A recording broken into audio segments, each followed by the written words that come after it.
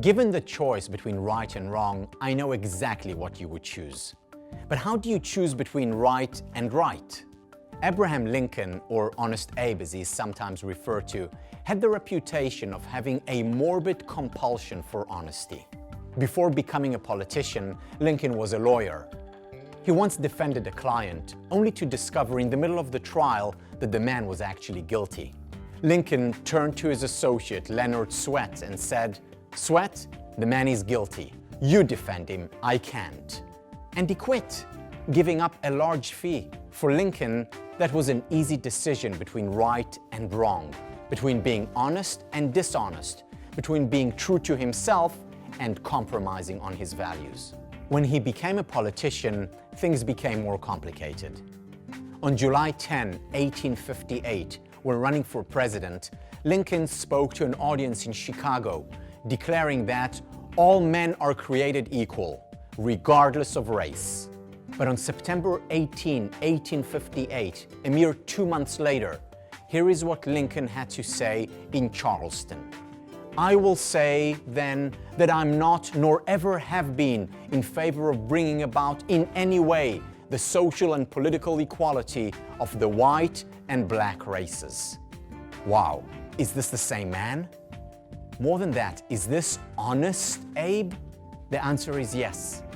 The first speech was in the northern part of the United States, where most people were against slavery. The second speech was in the South, where the majority favored the superior status of the white race. Lincoln lied because he knew that if he told his truth, that he abhorred slavery in the South, there was no chance that he would become president. Had Lincoln been honest, a pro-slavery president would have sat in the White House, and who knows when or if slavery would have been abolished. Lincoln had a right versus right decision to make.